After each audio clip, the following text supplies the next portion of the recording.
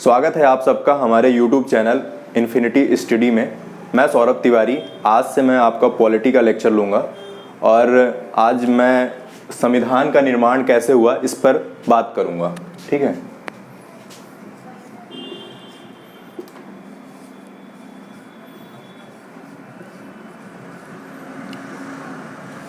संविधान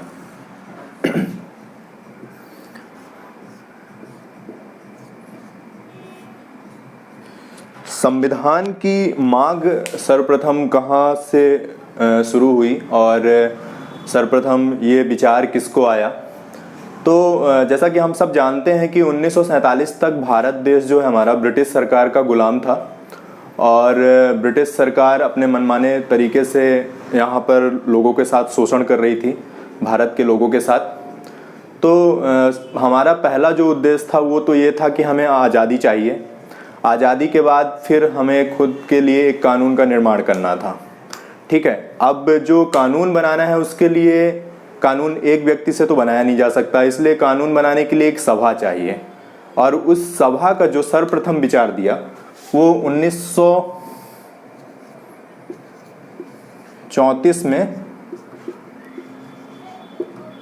एम.एन. रॉय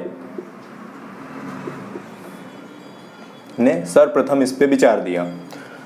उसके बाद 1935 में इंडियन नेशनल कांग्रेस ने इसकी आधिकारिक तौर पे मांग की।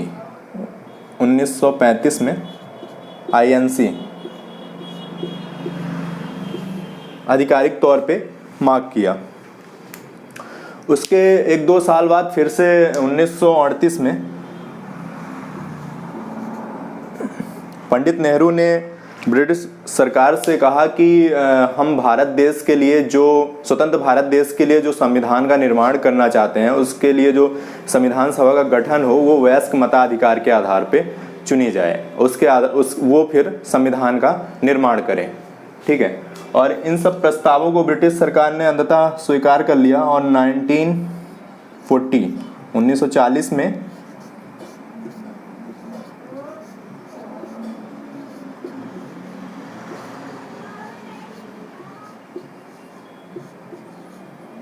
1940 में अगस्त प्रस्ताव के माध्यम से ये सभी जो प्रस्ताव थे पंडित नेहरू के उन्हें ब्रिटिश सरकार ने स्वीकार कर लिया।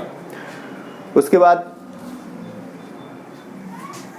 ब्रिटिश सरकार ने बहुत सारे संविधान सभा के गठन के लिए बहुत सारी योजनाएं बनाई। उनमें से सर्वप्रथम जो योजना थी उसकी वो 1942 में क्रिप्स प्रस्ताव।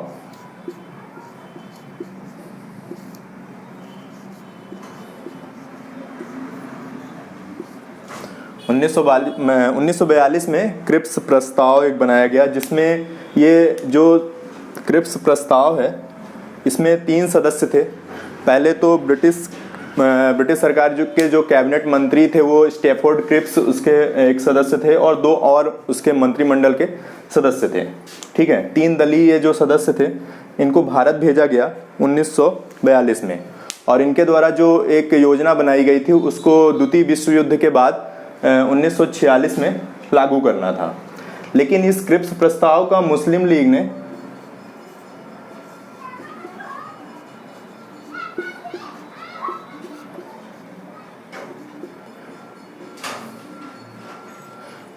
ने पूर्णतः विरोध किया। मुस्लिम लीग की मांग थी कि हम खुद को एक अलग देश वो बनाना चाहते थे। उनका ऐसा मानना था कि भारत को 2 हिस्सों में बांटना चाहिए और भारत और पाकिस्तान 2 अलग अलग देश बनाए जाने चाहिए जिनके खुद की संविधान सभा हो, खुद के उनके संविधान हो, खुद के उनके कानून हो। जिसके आधार पर ब्रिटिश सरकार ने फिर से एक योजना बनाई 1946 में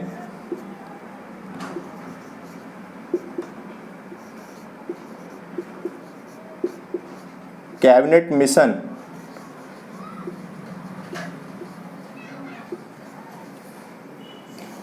जिसमें ब्रिटिश सरकार ने मुस्लिम लीग की 2 संविधान सभा और 2 संविधान की मांग को तो ठुकरा दिया, लेकिन जो योजना बनाई उससे मुस्लिम लीग जो है काफ़ी हद तक संतुष्ट थी। ठीक है। अब इस योजना के बारे में हम थोड़ा सा जानते हैं।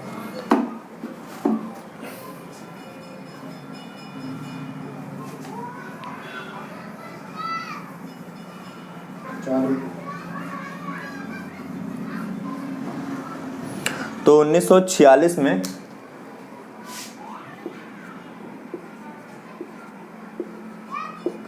कैबिनेट मिशन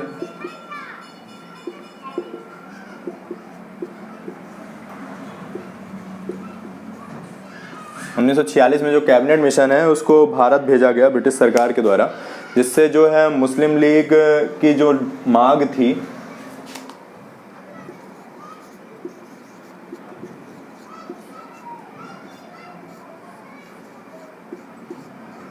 मुस्लिम लीग, ये वही लीग है जिसकी स्थापना जो है वो बांग्लादेश के ढाका में हुई थी और सन 1906 में। ठीक है, तो इसकी जो मांग थी कि दो संविधान सभा हो और दोनों देश के अलग अलग कानून हो और खुद की संविधान सभाएं हों, उस मांग को तो ब्रिटिश सरकार ने नहीं स्वीकार किया, लेकिन जो योजना बनाई उससे काफ़ी हद तक मुस्लिम लीग संतुष्ट थी। ठीक है, योजनाएं जो थी उस सर्वप्रथम उन्होंने संविधान सभा में सदस्यों की संख्या को निश्चित किया। 389 उन्होंने संविधान सभा में सदस्यों की संख्या को निर्धारित किया, जिसमें से 296 जो थी वो थी प्रांतों मतलब गवर्नरों की प्रांतों से और आयुक्तों की प्रांतों से। ठीक है, गवर्नर आयुक्तों, और 93 थी जो वो थी देसी रियासत।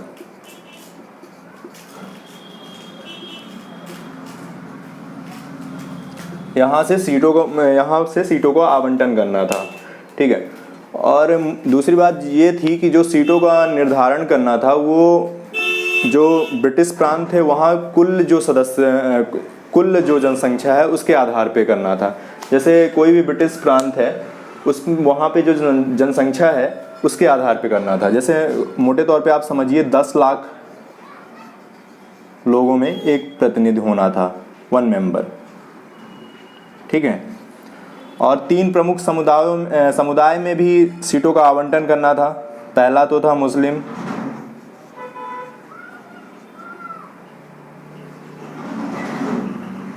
सिख, सामान्य। सामान्य में मुस्लिम और सिख को छोड़कर जो अदर रिलीजन्स है वो सभी आते हैं। ठीक है, तो सीटों का जो निर्धारण करना था, सीटों का जो आवंटन करना था वो मुस्लिम समुदाय में करना था। ठीक है, इसी तरह सिख समुदाय में भी करना था और यहाँ से प्रतिनिधि चुनने थे, यहाँ से भी प्रतिनिधि चुनने थे, और मुस्लिम सिख को छोड़कर जो सामान्य कैटेगरी है उससे भी इसी तरह सदस्यों को चुनना था। और जो देसी रियासत थी वहाँ देसी रियासतों के जो प्रमुख थे वो उनके माध्यम से सदस्य चुने जाने थे। जुलाई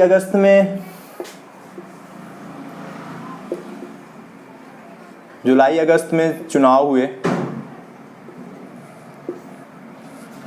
नवंबर में संविधान सभा का गठन हुआ। उससे पहले हम ये जानते हैं जुलाई अगस्त में चुनाव हुए और जो 296 सीटें थीं, ठीक है, उसमें से 208 इंडियन नेशनल कांग्रेस को मिली।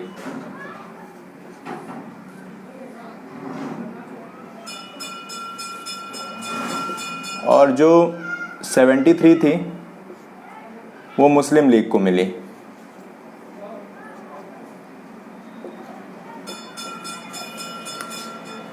कुछ 15 सीटें अदर को मिली, जो दूसरे दल थे उनको।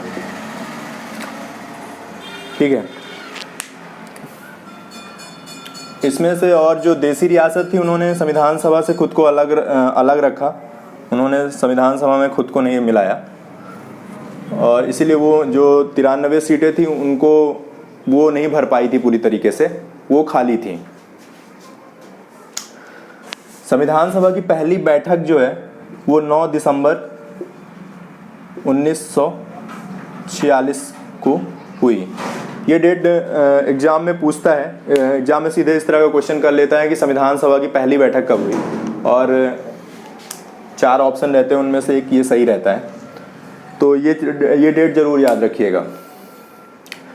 संविधान सभा में उस दिन जो 9 दिसंबर 1946 था, उस दिन 211 सदस्य जो थे वो मौजूद थे। ठीक है, मुस्लिम लीग ने इसका पूर्णतः विरोध किया, बहिष्कार किया। उनकी वही मांग थी कि पाकिस्तान अलग देश बने और उसकी खुद की संविधान सभा हो, इसलिए उसने पूर्णतः इसका बहिष्कार किया। एक चीज़ ये भी ध्यान रखिएगा कि जो संविधान सभा की पहला गठन हुआ जब, तो उसमें 9 महिलाएं भी थीं।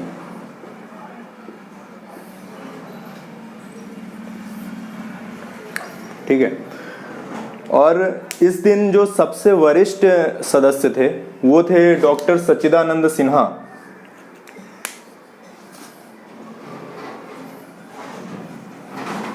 डॉक्टर सच्चिदानंद सिन्हा जो सबसे वरिष्ठ सदस्य थे, उनको अस्थायी तौर पे अध्यक्ष बनाया गया।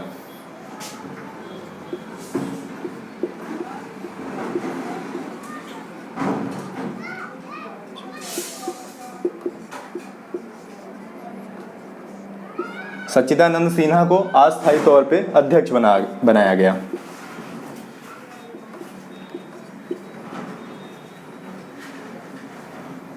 ये एग्जाम में क्वेश्चन पूछता है कि संविधान सभा के पहले अध्यक्ष कौन थे। अगर अस्थायी पूछता है तब उसका आंसर होगा डॉक्टर सच्चिदानंद सिन्हा।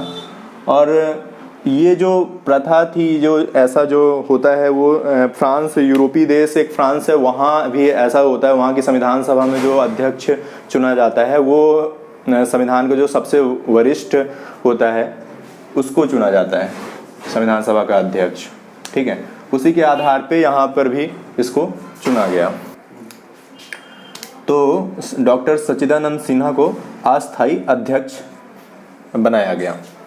जो सभा की दूसरी मीटिंग हुई वो 11 दिसंबर को हुई 1946 में, और इस दिन डॉक्टर राजेंद्र प्रसाद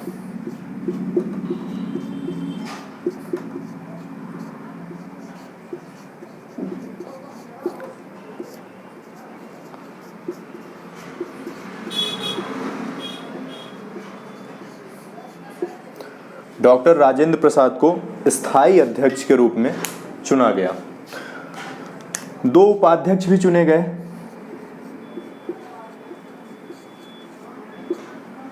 पहला तो एच.सी. मुखर्जी थे,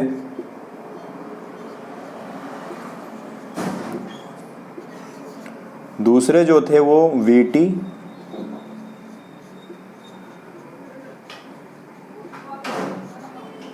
कृष्णाचारी थे। जो खास बात थी वो एक तो ये थी कि डॉक्टर राजेंद्र प्रसाद को स्थायी तौर पे अध्यक्ष चुना गया, और जो दूसरा था वो था वी.टी. इसमें 2 उपाध्यक्ष चुने गए, एच.सी. मुखर्जी और वी.टी. कृष्णाचारी। एक क्वेश्चन ये जरूर ध्यान रखिएगा कि जब कभी पूछे कि संविधान सभा का अस्थायी अध्यक्ष किसे बनाया गया सर्वप्रथम, तब उसका आंसर होगा सच्चिदानंद सिन्हा। ठीक है, और संविधान सभा का स्थायी अध्यक्ष किसे बनाया गया सर्वप्रथम, तब उसका आंसर होगा डॉक्टर राजेंद्र प्रसाद। अगर उपाध्यक्ष पूछता है तो उपाध्यक्ष पहली बार नहीं बनाया गया था जब अस्थायी चुने गए, और दूसरी बार में 2 लोग बने, एच.सी. मुखर्जी और वी.टी. कृष्णाचारी। ठीक है, उसके 2 दिन बाद फिर से अगली मीटिंग हुई।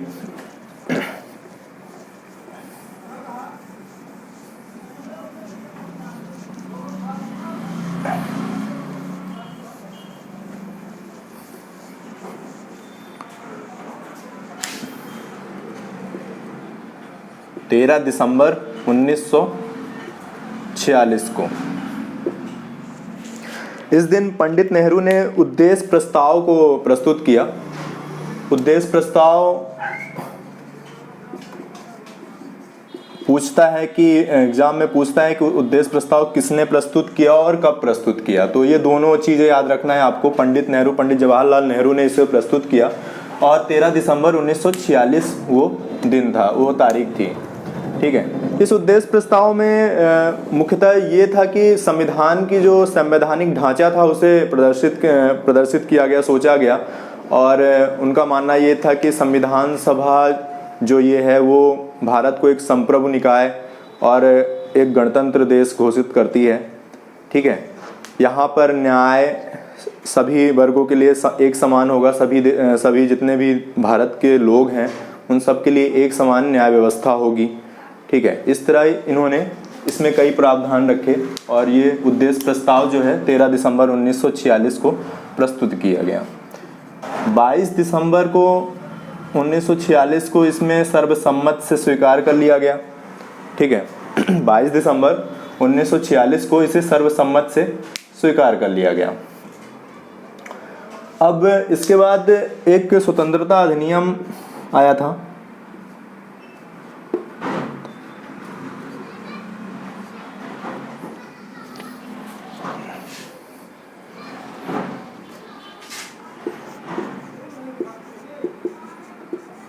स्वतंत्रता अधिनियम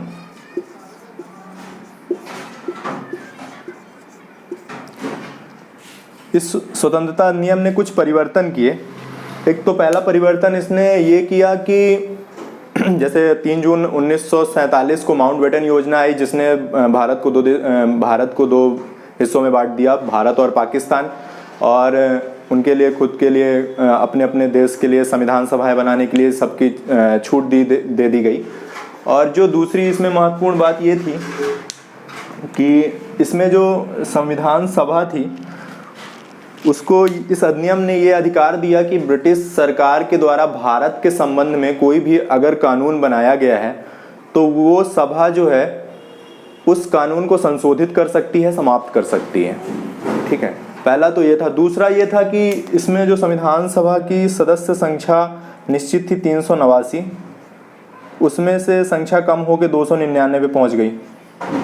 जैसे 389 थी तो 296 इसमें से आयुक्तों और गवर्नरों की प्रांत से थे और 93 जो थे वो देसी रियासत थे। ये 296 से 229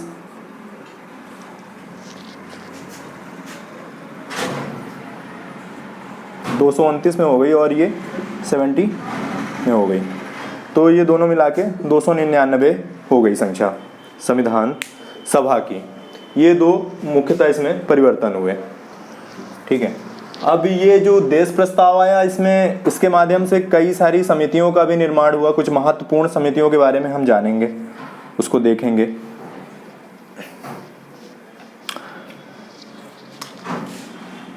समितियां,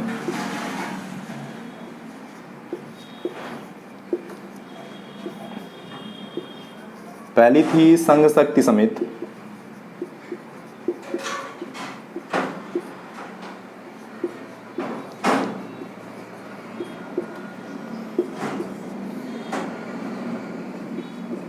संघीय संविधान समिति,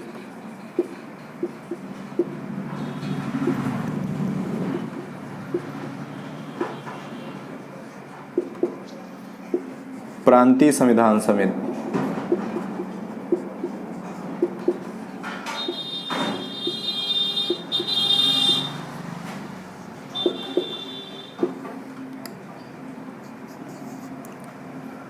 प्रारूप समिति,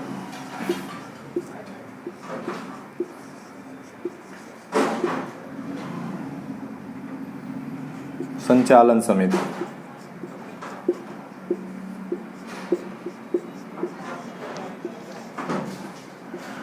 एग्जाम में कभी कभार इन समितियों के अध्यक्ष के नाम पूछ लिए जाते हैं और इसलिए इन समितियों, ये जो और भी समितियां हैं, ये कुल मिला के कुछ 8 समितियां थी। मैं उनमें से जो महत्वपूर्ण समितियां हैं उनके बारे में आप सबको बता रहा हूँ।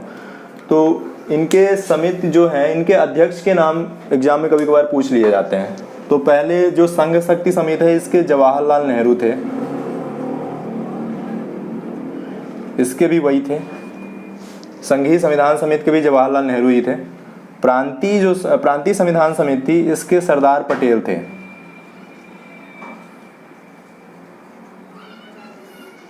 ठीक है, प्रारूप समिति के वी.आर. अम्बेडकर,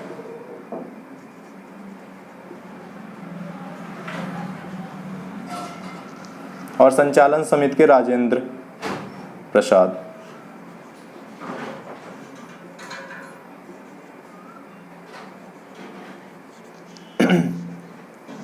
राजेंद्र प्रसाद। इन समितियों में सबसे जो महत्वपूर्ण समिति थी वो थी प्रारूप समिति। प्रारूप समिति का जो गठन था वो 29 अगस्त 1947 को किया गया। ठीक है।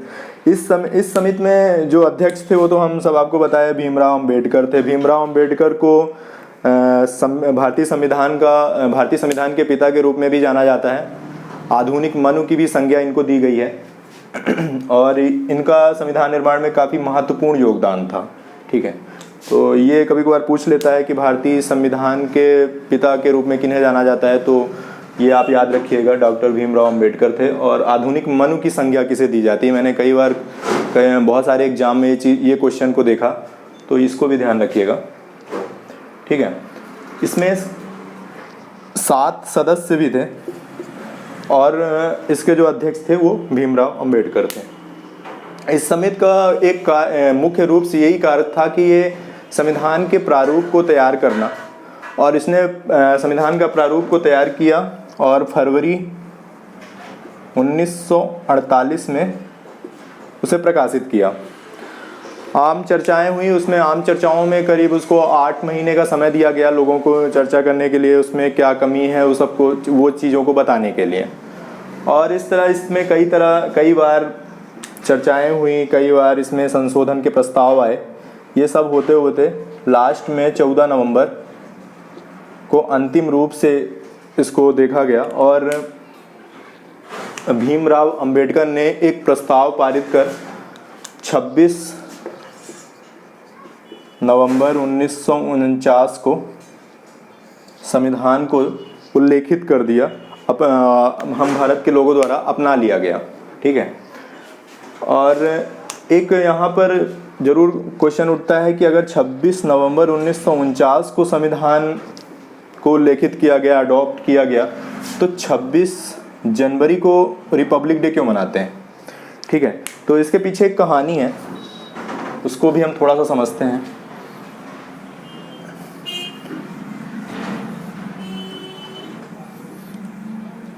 कहानी ये है कि 1928 में मोतीलाल नेहरू 1928 में मोतीलाल नेहरू ने एक रिपोर्ट प्रस्तुत की थी, नेहरू रिपोर्ट, जिसमें भारत देश, उसमें मोतीलाल नेहरू ने कुछ प्रस्ताव रखे थे ब्रिटिश सरकार के सामने। उनमें से एक प्रस्ताव ये भी था कि भारत को डोमेनियन स्टेटस मिले।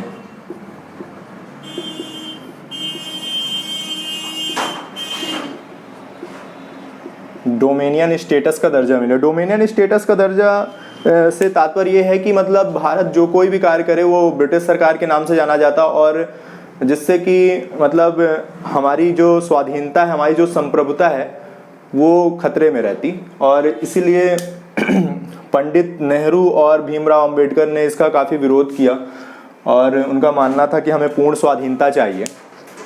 लेकिन आखिर ये प्रस्ताव रख दिया गया था, तो उन्होंने इसमें ब्रिटिश सरकार की कोई सहमत नहीं आई थी। ब्रिटिश सरकार ने इसमें अभी कोई सहमत नहीं जताई थी अपनी। ठीक है, तो उनका, क्योंकि इस इंडियन नेशनल कांग्रेस जो है वो हर साल के अंतिम तारीख को 31 दिसंबर को एक सेशन करती थी।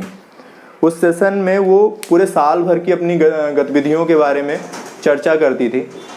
तो पंडित नेहरू और भीमराव अंबेडकर ये सब का मानना था कि अगर 31 दिसंबर 1929 तक ब्रिटिश सरकार अगर इस प्रस्ताव में सहमत नहीं देती है तो ये प्रस्ताव अपने आप समाप्त हो जाएगा।